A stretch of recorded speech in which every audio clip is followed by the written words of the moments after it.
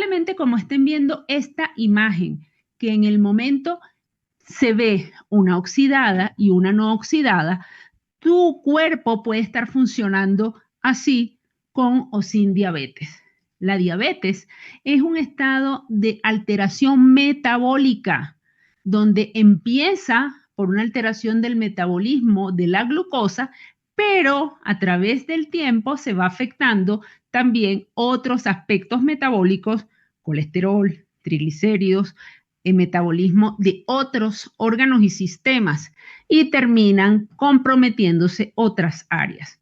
Quisiésemos que diabetes fuese solo glucosa, pero diabetes es mucho más. La diabetes es un estado de compromiso que puede afectar todos los órganos y sistemas, desde el pelo hasta la uña, si usted lo deja. ¿Y por qué digo si usted lo deja? Porque cuando hablamos de diabetes, muchas personas se le eriza la piel. Y probablemente en este momento usted está pensando en esos casos tremendamente complejos de diabetes que ha vivido o ha visto. Probablemente se está acordando de aquel que quedó ciego, que tiene problemas serios con los riñones, infartos, amputaciones.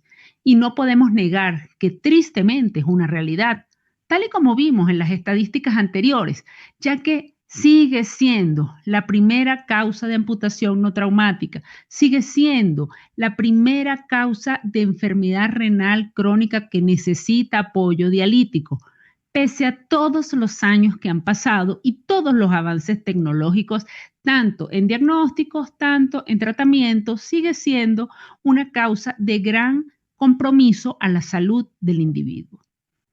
Por eso no es nada raro que usted en este momento, cuando le hablan de diabetes, se le erice la piel. Eso es absolutamente normal. Pero quiero en este momento traerles a colación también personas que tienen gran calidad de vida con diabetes, como Gilberto Santa Rosa. Siempre lo pongo a él de ejemplo porque es una persona con diabetes que tiene excelente calidad de vida. Es una persona con diabetes que logró hacer un cambio y pues hoy brilla en muchos escenarios con su música, con su baile, teniendo diabetes. Y ustedes dirán, pero si él lo puede hacer, ¿por qué yo no? Pues hoy van a darse cuenta cuál puede ser la diferencia. Manejar el estrés oxidativo y saber cuál es el origen de todo el daño que ocurre en diabetes puede ser quizás esa gran diferencia. Para aquellos que no lo saben, ¿cuál es la diabetes? ¿Cuál es el diagnóstico, el origen? ¿Cuándo decimos que un paciente tiene diabetes? Sabemos que la diabetes es una glicemia por encima de 126. Cuando una persona tiene glicemias menores de 100, es considerada normal. Entre 100 a 125 es lo que se llama prediabetes, glicemias en ayunas mayores de 100 pero menores de 125. O glicemias después de 125 ya se consideran glicemias en rango de diabetes. Tenemos este diagnóstico de prediabetes, que es un diagnóstico de una persona que no tiene diabetes, pero está muy cerquita, es decir, está en la puerta de. También podemos hacer el diagnóstico de diabetes con aquel estudio famoso de la curva de tolerancia glucosada, donde se le da al paciente una bebida de 75 gramos de glucosa y se le mide la glicemia a las 2 horas después. Un paciente sano a las 2 horas después de una carga de glucosa tiene menos de 140 miligramos por decilitro de glicemia en la sangre. Ahora, un paciente con prediabetes tiene entre 140 a 199, pero un paciente con diabetes tiene más de 200. También consideramos el diagnóstico de diabetes cuando un paciente tiene 200 miligramos por decilitro de glucosa en cualquier hora del día. Estos son los diagnósticos clásicos de diabetes. Ahora, cuando un paciente tiene un diagnóstico de diabetes como tal, hay un examen que usamos muy frecuentemente para saber cómo está. está controlando su diabetes. Además de la glicemia en ayunas, que debería ser por lo general menos de 110, hablamos entre 90 a 110, y las glicemias 2 horas después de la comida, nunca mayor de 180, ojo, nunca mayor de 180, o hablamos también de lo ideal menor de 140, hay un patrón clásico y un parámetro clásico que usamos para el control de la diabetes, que es la hemoglobina glicosilada. ¿Qué es la hemoglobina glicosilada? Simplemente es la cantidad de azúcar que se pega en el glóbulo rojo, el porcentaje de azúcar que se pega en el glóbulo rojo en los pacientes de acuerdo a los niveles promedio de azúcar los últimos 3 meses. ¿Por qué los últimos 3 meses? Porque es el tiempo que vive el glóbulo rojo promedio. Cuando un paciente con diabetes está bien controlado o no, lo podemos saber de acuerdo a los últimos 3 meses por el valor de hemoglobina glicosilada. El paciente adecuadamente controlado debe tener como promedio un valor de hemoglobina glicosilada de 7%. El paciente joven incluso le pedimos menos de 6.5 y pacientes adultos mayores incluso podemos hablar de menos de 7.5%. ¿Por qué? Porque la hemoglobina glicosilada nos habla del promedio de las glicemias de los 3 últimos meses. Les muestro todos estos valores porque estos valores son claves para nosotros saber exactamente cómo está su estrés oxidativo, porque lo que oxida al paciente con diabetes es los valores de glucosa altos. En la medida que la glucosa va subiendo, si el paciente con diabetes se va oxidando. La glucosa produce oxidación de los órganos y sistemas del paciente. Muchas veces los pacientes con diabetes amanecen bien y el paciente dice, ay, tengo la glicemia en ayunas en 90, no pasa nada. Pero si empieza a comer mal, empieza a subir la glicemia y empieza a oxidarse. ¿Por qué? Porque en el paciente con diabetes hay una pérdida de la respuesta de equilibrio oxidación-antioxidación. Por eso es tan importante que nosotros en los pacientes con diabetes se mantenga el control adecuado de la glucosa todo el tiempo. No es solo en ayunas. Lastimosamente, nosotros estamos en ayuna absoluta y real solo 4 horas, señores. 4 horas del día. El resto del tiempo estamos en periodos postprandiales o posabsortivos, es decir, no estamos en ayuna. Entonces, si nosotros nos vamos a guiar solamente por las glicemias en ayunas, estamos viendo un parámetro muy pequeño de las 24 horas del día. Entonces, no podemos sacar conclusiones reales y objetivas de la dinámica glucémica y del estrés oxidativo que se puede estar pasando ese paciente.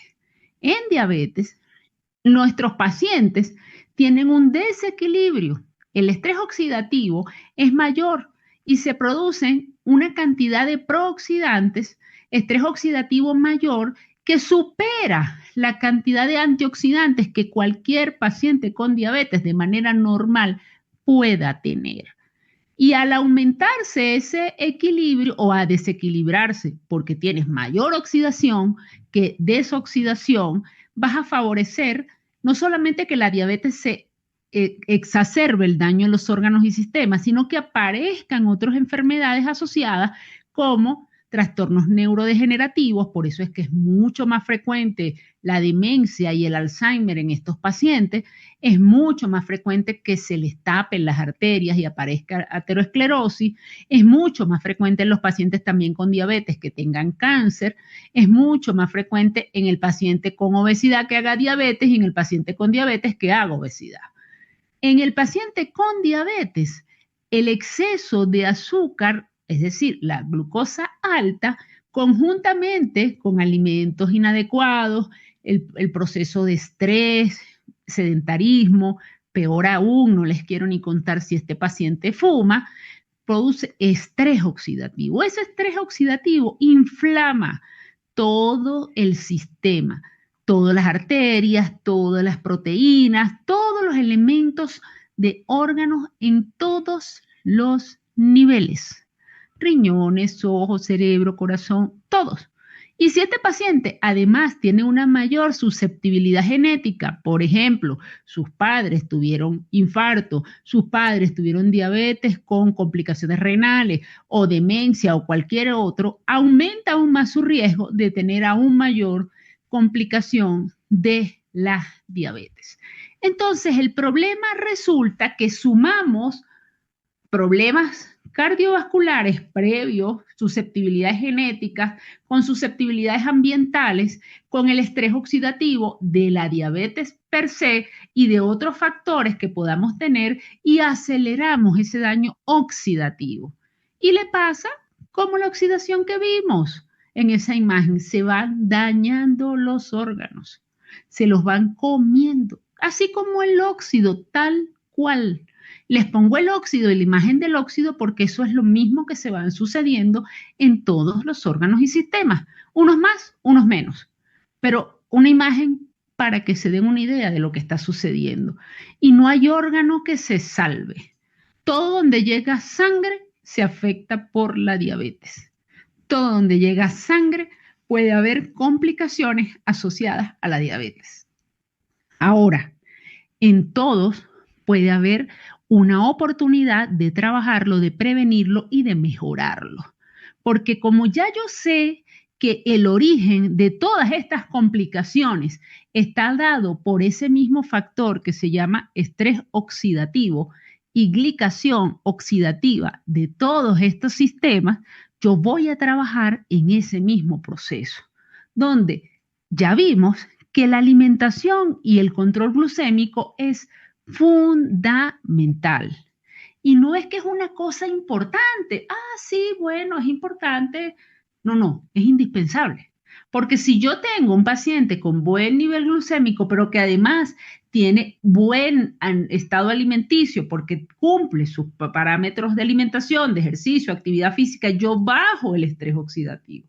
Estudios recientes han demostrado incluso que el ejercicio, la alimentación per se disminuyen el estrés oxidativo, plus otra serie de elementos que nos van a complementar sobre el efecto de estrés oxidativo. Y es justamente lo que vamos a ir viendo, porque todo lo que me ayude a bajar la glucosa disminuye estrés oxidativo. Todo lo que mejore mi alimentación y digamos alimentación de calidad disminuye mi estrés oxidativo. Todo el ejercicio hecho de manera adecuada, ejercicio sobre todo tipo HIIT, ejercicio que mejore la resistencia combinado con ejercicio cardiovascular en conjunto, ha demostrado que mejora el estrés oxidativo, voy a ello. Entonces, voy a sumar elementos y herramientas que mejoren ese estrés oxidativo, más otros elementos que complementen aspectos antioxidativos que están demostrados que están disminuidos en los pacientes con diabetes. ¿Qué pasa particularmente en estos pacientes con diabetes que tienen aterosclerosis, que tienen enfermedad cardiovascular? La enfermedad cardiovascular es la primera causa de muerte de los pacientes con diabetes. Los pacientes con diabetes, por lo general, no fallecen de diabetes. Y si ustedes conocen personas con diabetes que hayan fallecido, se van a dar cuenta que la mayoría no fallece con glicemias altas.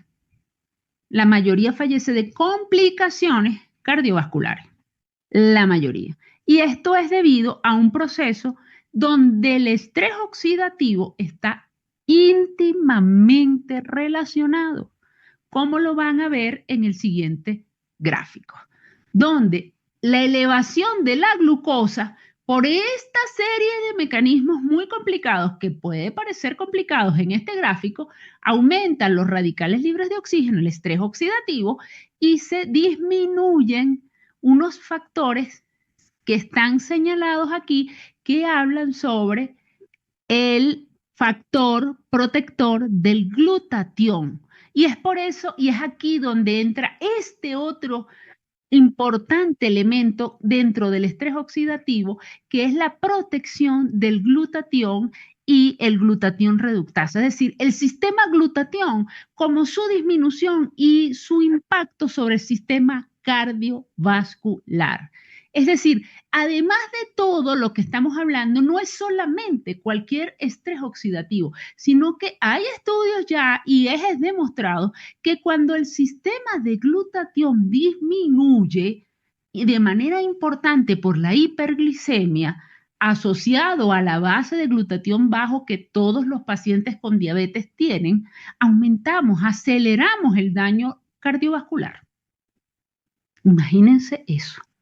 Aceleramos el daño sobre órganos vasculares, léase corazón, vaso sanguíneo, miocardio, etcétera, etcétera, etcétera, y mayor riesgo de aterosclerosis y lo que esto significa, infartos y todos sus derivados, que es la primera causa de muerte en los pacientes con diabetes.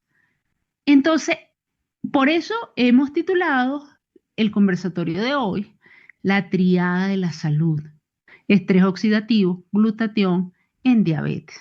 ¿Por qué? Porque no podemos hablar de diabetes solo viendo la glicemia. Tenemos que hablar de estrés oxidativo y tenemos que involucrar al glutatión como parte fundamental. Este gráfico que observan aquí nos muestra cómo en los pacientes con diabetes, ya por el hecho al momento del paciente con diabetes tipo 2, hacérsele el diagnóstico en el tejido sanguíneo y en la sangre, en el plasma, ya ellos tienen disminución de los niveles de glutatión y aumento del glutatión oxidado, o sea, es decir, del glutatión que ya no funciona, aumenta con respecto a los controles sanos. Es decir, solamente cuando le hacemos el diagnóstico, señor, usted tiene diabetes, ya usted tiene una disminución significativa de los niveles de glutatión que puede protegerlo, del glutatión que puede proteger sus arterias, que puede ayudarlo a evitar eventos vasculares. Pero si además ese paciente se le sube la glicemia, activa todo ese mecanismo que vimos en el gráfico, en el dibujo, donde se aumentan aún más los radicales libres, se oxidan los lípidos y la aterosclerosis se acelera. ¿Por qué? Porque disminuye aún más esta protección del glutatión que se observó en la gráfica. Y no solamente allí, sino que este otro estudio midió incluso la concentración del glutatión, que es el antioxidante maestro por excelencia, dentro del glóbulo rojo de los pacientes con diabetes al momento del diagnóstico y cuando ya tienen una complicación. Al momento del diagnóstico ya tienen casi, estamos hablando de un 50% menos con respecto a un paciente sin diabetes. Pero cuando tienen una complicación, léase complicación renal, visual, etcétera, etcétera, vean qué tan disminuido está, casi un 25% con respecto a un paciente sin diabetes. Total y absolutamente con significancia estadística, lo cual nos hace entonces, una vez más, darnos cuenta de la importancia de los niveles de glutatión e incluso de cómo disminuye. Es necesario que estos pacientes tengamos presentes los niveles de glutatión y mantener elevados sus niveles de glutatión desde el día 1 que tienen el diagnóstico de diabetes. Desde el día 1 o incluso antes, cuando ya están con prediabetes, porque es un paciente que va a tener una posibilidad de responder a este estrés oxidativo limitada, porque ya sabemos que tienen disminución de esta maravillosa producción de glutatión limitada, porque todos los estudios lo han demostrado. Entonces, ¿qué necesitamos hacer? ¿Esperar la complicación? Es justo lo que no queremos, pero es justo lo que han demostrado. A este estudio, por ejemplo, en pacientes con neuropatía, la neuropatía, la afección de los nervios, tan temida y dolorosa, que afecta la calidad de vida del paciente, que produce ardor, hormigueo, malestar, incluso disminución de la calidad de vida, porque muchos incluso no pueden ni caminar adecuadamente, favorece caídas y una serie de complicaciones que muchos viven y a las cuales no me voy a profundizar porque entiendo que muchos lo han vivido, esos calambres, dificultad para caminar, que no pueden dormir, que les molestan los pies, que disminuye incluso la percepción de dolor, a veces hay atrofia muscular, y todo esto que trae como consecuencia, pues esto ha demostrado que hay afección del glutatión tanto en pacientes con diabetes tipo 1, es decir, pacientes que cuando tienen neuropatía ya hay demostración de que hay afección de este sistema de glutatión, no solamente en pacientes con diabetes tipo 1, sino también en pacientes con diabetes tipo 2 que tienen neuropatía sensitiva.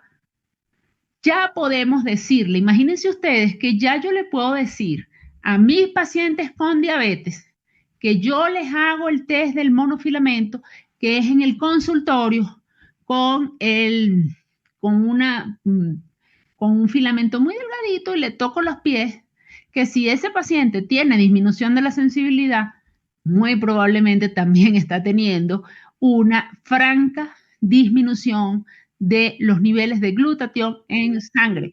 Y eso significa que disminución de su calidad de vida. Imagínense de lo que estamos hablando. Estamos hablando de impacto de su calidad de vida, afección cardiovascular, porque estamos también extrapolando no solamente el hecho del glutatión, sino que la neuropatía aumenta riesgo cardiovascular y ya lo estamos viendo cómo. Disminuye el glutatión a nivel neurálgico, disminuye el glutatión a nivel vascular. Tenemos montones de evidencias que así lo están demostrando. Ustedes son los responsables de que la diabetes pueda ser su amiga o pueda ser su verdugo. ¿Esto de qué depende? Del buen control. Tenemos moléculas maravillosas que hacen que el glutatión no disminuya. ¿Y esto va a depender de qué?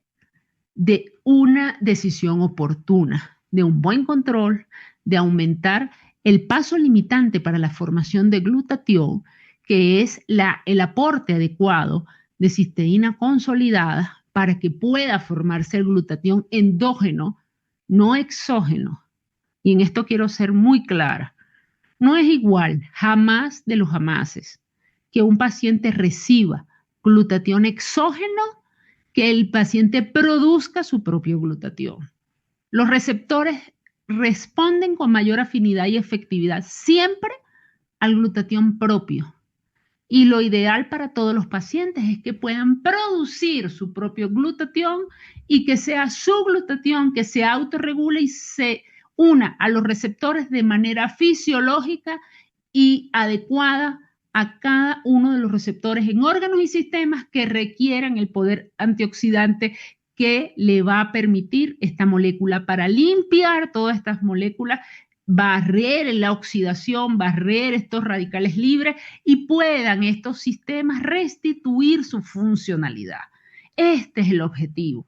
Que si nosotros restituimos, podamos hacer que estos órganos y sistemas no se lesionen de manera profunda e irreversible. Y de este modo evitar complicaciones en conjunto con control de la glucemia, con control metabólico, con ejercicio, alimentación y estilo de vida saludable.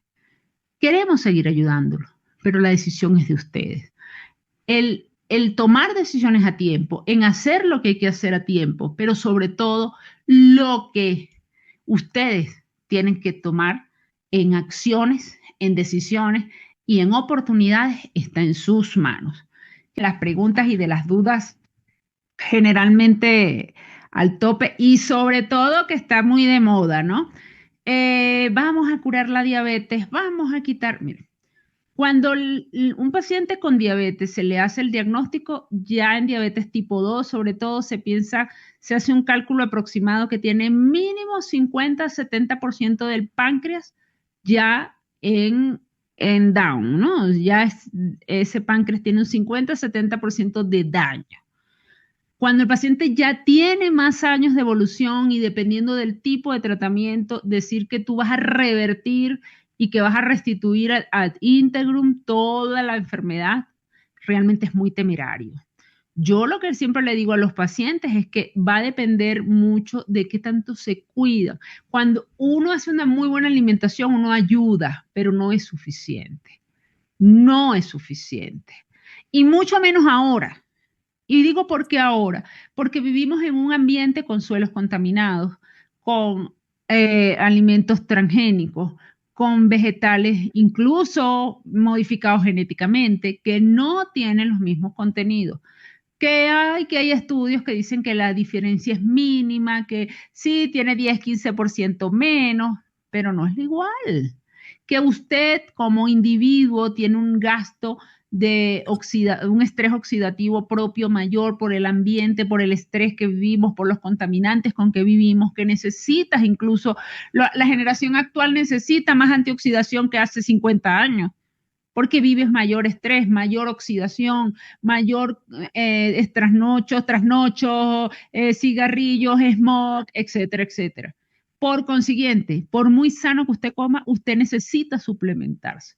Usted necesita aumentar su barrera, sus apoyos. Y si tienes una enfermedad crónica de alto potencial oxidativo, sí o sí necesitas aumentar ese nivel de respuesta y de apoyo. Y sí o sí, bueno, en diabetes está requete comprobado. Necesitas mejorar tus niveles de glutatión, sí o sí. Porque con alimentos, para tú complementar y elevar tus niveles de glutatión, tendrías que comerte aproximadamente unos 6 kilos de coliflor cruda, de brócoli cruda diario, con aproximadamente un cartón de huevos criollos crudos diarios. Yo creo que nadie se comerá eso al día. ¿Qué diferencia hay entre una buena alimentación y una nutrición óptima? Eso está muy bueno. Una buena alimentación, una alimentación que te da lo mínimo para mantenerte funcional.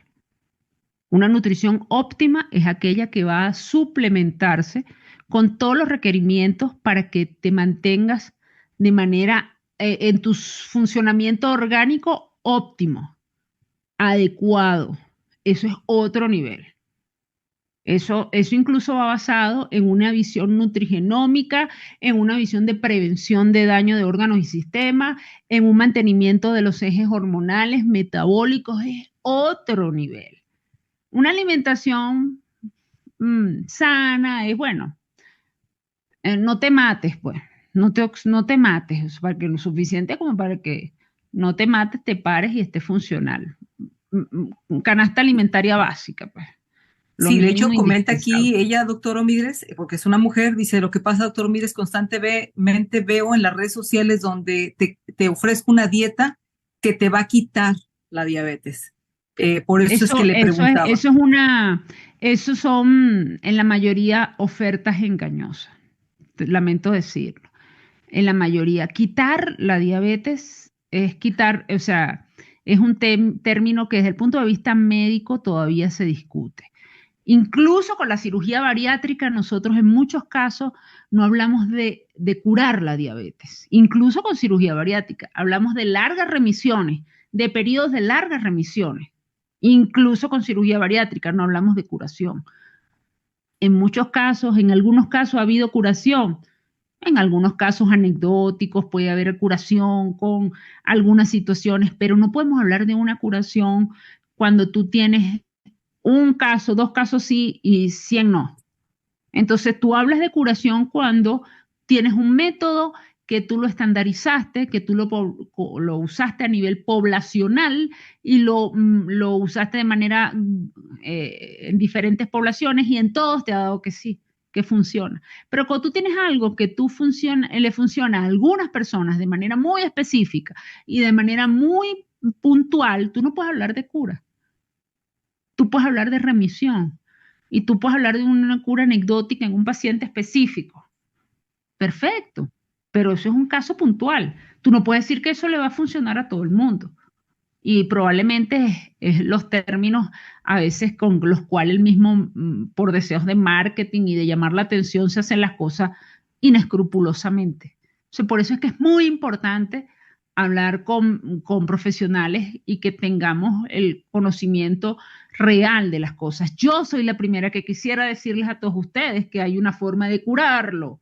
No, pero yo no le puedo hablar a nadie de cura cuando yo no puedo garantizarle a usted que tiene un porcentaje tal de efectividad en tanto por ciento en pacientes con tales características. Todavía eso no existe.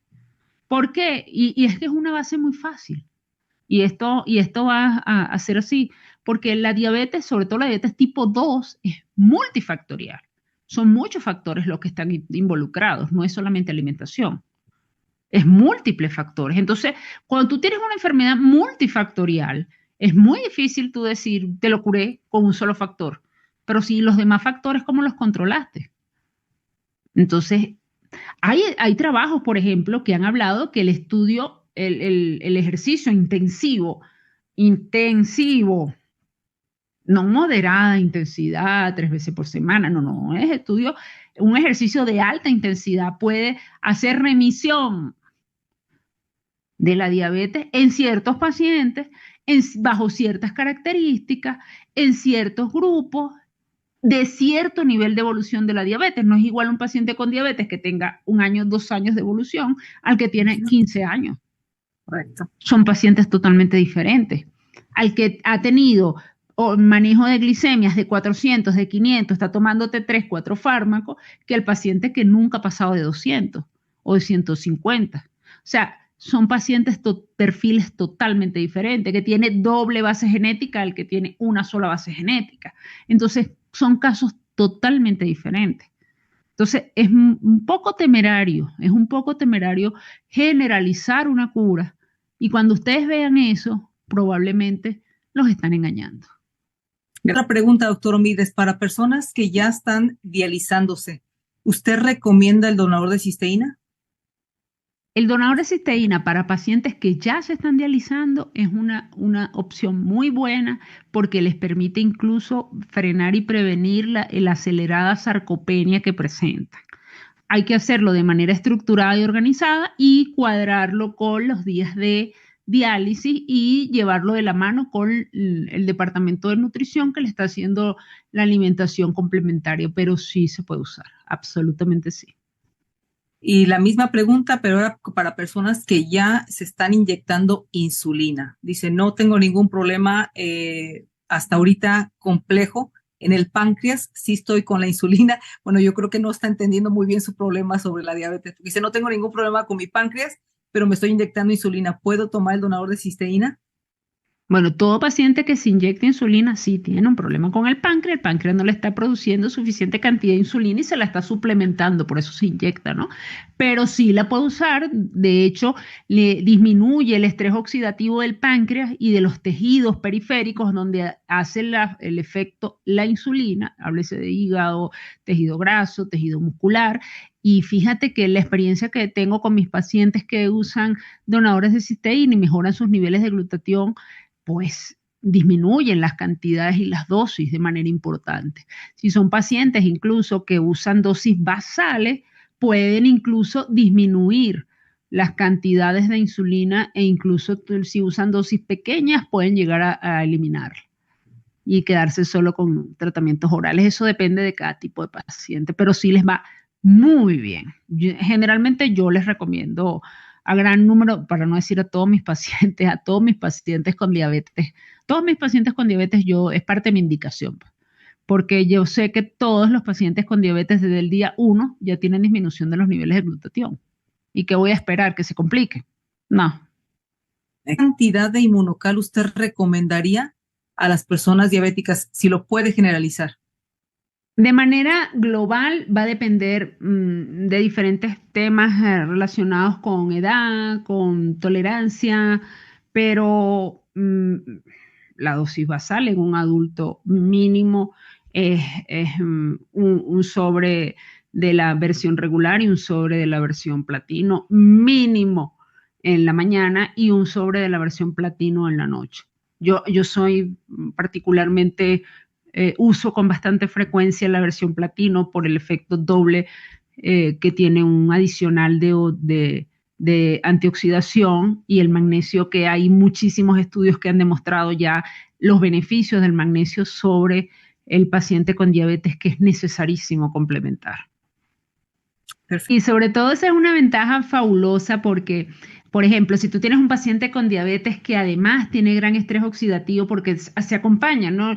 El paciente con diabetes tiene mayor riesgo de, por ejemplo, tiroiditis autoinmune, de artritis, de psoriasis, de demencia. Entonces, si tienes dos o tres cosas montadas en ese paciente con diabetes, a veces yo le llevo 4 sobres sin ningún problema, 3, 4 sobres y les va divinamente.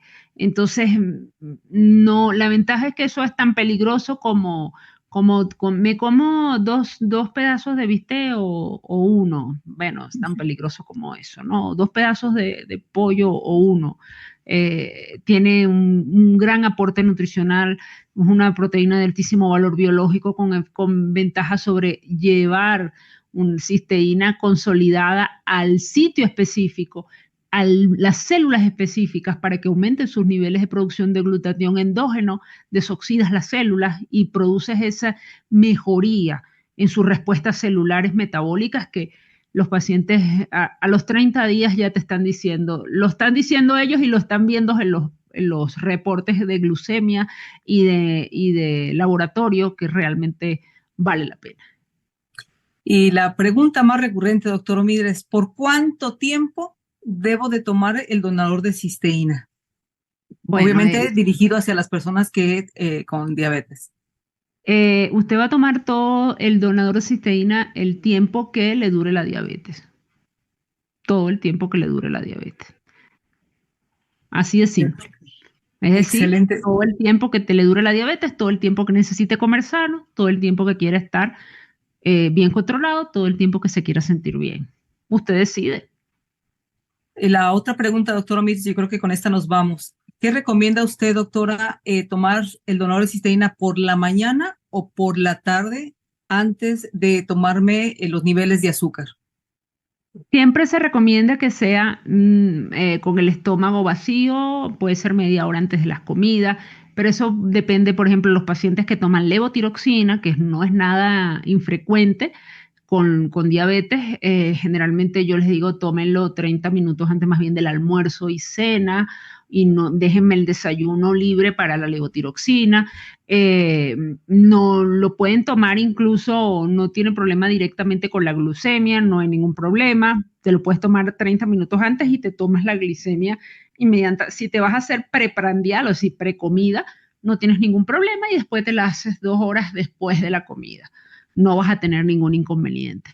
Eso no me va a hacer mayor variabilidad en el momento de checar la glucemia. No tienes mayor problema.